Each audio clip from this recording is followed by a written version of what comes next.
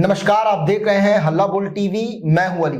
राज ठाकरे ने फिर से हिंदी भाषा बोलने वालों को लात से मारने की धमकी दे डाली है। आखिर कब बीजेपी इस दो कौड़ी के गुंडों को लात से मारकर भगाएगी?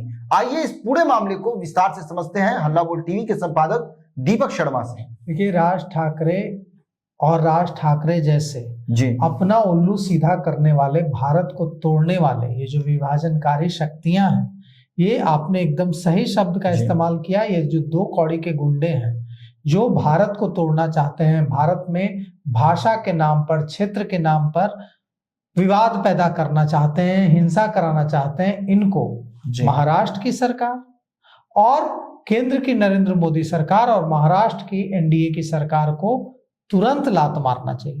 कानून की लात पड़नी चाहिए राज ठाकरे जैसे मवालियों को, जो देश को तोड़ने की मंशा रखते हैं अपने व्यक्तिगत स्वार्थ, अपना व्यक्तिगत उल्लू सीधा करने के लिए।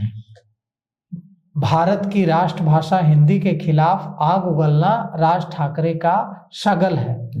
राज ठाकरे को लगता है कि वो हिंदी के खिलाफ बोलेगा तो उसको पूरी तरह से खारिज कर देने वाले महाराष्ट्र के लोग फिर से उसको वोट देने लगेंगे। राज ठाकरे क्या है? राज ठाकरे के पास एक विधायक नहीं है, राज ठाकरे के पास एक सांसद नहीं है। यहां तक कि बीएमसी में उसके जो जीते थे एक बार, 6 जो बीएमसी के उसके सदस्य थे वो भी उसको छोड़कर चले गए। तब उसने क्या कहा था? तब उसने कहा था कि ये 6 छक्के चले गए। अपने पार्टी के नेताओं के लिए उसने ऐसे शब्दों का इस्तेमाल किया था। अपनी पार्टी के नेताओं के लिए उसने ऐसे अपमानजनक शब्दों का इस्तेमाल किया था। तो राज ठाकरे गिरी हुई राजनीति करने वाला नेता है जो अपने फायदे के लिए देश को तोड़ सकता है, अपने फायदे के लिए देश को बेच सकता है। देखिए, फिर महाराष्ट्र नवनिर्माण सेना एमएनएस के चीफ राज ठाकरे ने रविवार को बीएमसी चुनाव को लेकर जो दादर के शिवतीर्थ मैदान में कार्यक्रम हुआ उसमें कहा है कि उत्तर प्रदेश और बिहार से आए लोगों को महाराष्ट्र में हिंदी थोपने की कोशिश नहीं करनी चाहिए। मुझे किसी भाषा से नफरत नहीं है, लेकिन अगर इसे थोपने की कोशिश करोगे तो मैं आपको लात मारूंगा। तुम कौन हो लात मारने वाले राज ठाकरे? तुम्हारी औकात क्या है जो तुम यूपी और बिहार के लोगों को लात मारोगे? तुम्हारे लात पर तो कानून का डंडा चलना चाहिए और तुम्हारे लात को तोड़ दिया जाना चाहिए। ऐसे लोगों के खिलाफ तो केस होना चाहिए, जेल में रखना चाहिए। ऐसे लोगों को जेल में, उसके जिस लात की बात कर रहा है इसके लात पर डंडे चलने चाहिए कानून के और इसको जेल में उठाकर फेंक देना चाहिए। बिल्कुल। भारत को पाकिस्तान से आए, घुसपैठ करके आए आतंकवादियों से उतना खतरा नहीं है जितना खतरा राज ठाकरे जैसे लोगों से है। क्योंकि वो जो आतंकवादी आते हैं वो गोलियां चलाते हैं, कुछ लोगों को मारते हैं, कुछ लोग हमारे भाई बंधुओं की जान जाती है, लेकिन पूरा देश एकजुट रहता है उनसे लड़ने के लिए। लेकिन ये जो विभाजनकारी शक्तियां हैं ये हमको अंदर से खोखला कर रहे हैं, ये हमको अंदर से खोखला कर रहे हैं, ये भारत को तोड़ने वाली शक्तियां हैं। सबसे बड़ी बात यह है कि अब तक राज ठाकरे उद्धव ठाकरे के खिलाफ बोलते थे, अब स्वार्थ ने उद्धव ठाकरे और राज ठाकरे दोनों को एक साथ ले आया है। उद्धव ठाकरे और राज ठाकरे एक साथ आ गए हैं और एक साथ मिलकर ये हिंदी को गालियां देना इन लोगों ने शुरू किया है। हिंदी भारत की राष्ट्रभाषा है।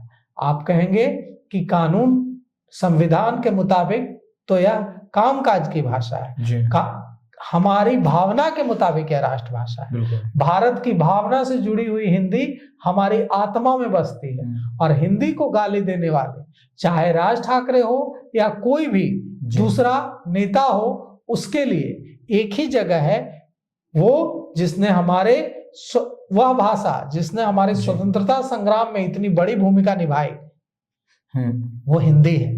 और हिंदी के खिलाफ अपमानजनक शब्दों का इस्तेमाल करने वाला, चाहे राज ठाकरे हो या कोई दूसरा नेता हो, वो जिस लात मारने की बात कर रहा है उसकी लात पर कानून का डंडा चलना चाहिए। और ऐसे नेताओं को भारतीय जनता पार्टी की महाराष्ट्र सरकार और केंद्र सरकार, नरेंद्र मोदी की केंद्र सरकार को तुरंत जेल में डाल देना चाहिए। बताइए, धमकी दे रहा है क्या? सबसे बड़ी बात जानते हैं क्या है अली? सबसे बड़ी बात यह है कि भारतीय जनता पार्टी, अगर भारतीय जनता पार्टी की जो सरकार है, देवेंद्र फडणवीस की जो सरकार है महाराष्ट्र में, वो जब तक राज ठाकरे जैसे लोगों के खिलाफ सख्त एक्शन नहीं लेगी तब तक ये ऐसे ही बोलते रहेंगे। बिल्कुल। इन लोगों को यह समझ आना चाहिए कि ये लोग जो अपने स्वार्थ के लिए भारत को अंदर से खोखला करने की कोशिश कर रहे हैं, भाषा के नाम पर भारत में जहर बोने की कोशिश कर रहे हैं, उसके लिए इनको भारत की आने वाली पीढ़ी भी माफ नहीं करेगी, जनरेशन माफ नहीं करेगी। ये बीएमसी चुनाव, नगर निगम के चुनाव में कुछ सीटें जीतने के लिए भारत को तोड़ने वाला बयान दे रहा है, भारत को कमजोर करने वाला बयान दे रहा है। तो ऐसे लोगों को भारत की जो मौजूदा पीढ़ी है वो भी माफ नहीं करेगी और आने वाली पीढ़ियां, जनरेशन माफ नहीं करेगी। और ये लोग, इन लोगों की, जैसे कहते हैं ना, इन लोगों की कोई औकात नहीं है कि ये हिंदी पर बात करें, हिंदी को गाली दें। और इनको अपने गिरेबान में झांक कर देखना चाहिए कि बाला साहेब ठाकरे की विरासत पर दावा करने वाले ये लोग आज कहां पहुंच गए। आज राज ठाकरे की क्या औकात है बताइए।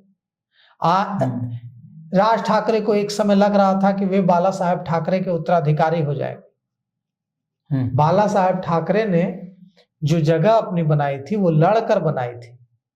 बाला साहेब ठाकरे ने भारत को मजबूत करने की बात की थी, भारत को ऐसे अंदर से खोखला करने की बात नहीं की थी। और ऐसे इस तरह से बयानबाजी करके, ऐसे भारत को तोड़ने की बात करके, भाषा के आधार पर भारत के विभाजन की बात करके और एक प्रांत के लोगों को दूसरे प्रांत के खिलाफ उकसा कर ये कभी नेता नहीं बन सकते हैं, ये कभी बाला साहेब ठाकरे नहीं बन सकते हैं। और इनको समझना होगा यह बहुत अच्छी तरीके से कि अब महाराष्ट्र की जनता को भी बेवकूफ नहीं बनाया जा सकता है। महाराष्ट्र की जनता अच्छे तरीके से राज ठाकरे का असली चेहरा समझ गई है और अब राज ठाकरे का महाराष्ट्र में कोई राजनीतिक भविष्य नहीं है। जब राज ठाकरे को यह समझ में आ गया कि कोई राजनीतिक भविष्य नहीं है, तब राज ठाकरे ने उद्धव ठाकरे का साथ पकड़ा है और अब उद्धव ठाकरे को भी राज ठाकरे ले डूबेंगे। जी, तो सुना आपने किस तरह से राज ठाकरे ने हिंदी भाषा बोलने वालों को लाश से मारने की धमकी दी है। हालांकि अभी कुछ दिन बाकी है 26 जनवरी आने को, जिस दिन हम सब एक साथ हर मजहब के लोग 26 जनवरी को सेलिब्रेट करते हैं और उस दिन हम सब एक नारा कहते हैं कि हिंदी है हम वतन है, हिंदू सीता हमारा। और दूसरा नारा हम लोग का ये होता है कि मजहब नहीं सिखाता आपस में बैर रखना। तो ये जो नफरत बोने का काम राज ठाकरे कर रहा है, 26 जनवरी आने वाली है, उस दिन जो हम लोग ये सेंटेंस कहते हैं और इसी भी ये सारी बातें जो राज ठाकरे ने कही है, इस पर हम जो है एक शेर आपसे ये कहना चाहेंगे और अपनी बात खत्म करना चाहेंगे कि ये नफरत बुरी है न पालो इसे, सभी का वतन है बचा लो इसे। तो फिलहाल इस पेशकश में इतना ही। आए कि खबरों के लिए बने रहे हल्ला बोल टीवी के साथ। धन्यवाद।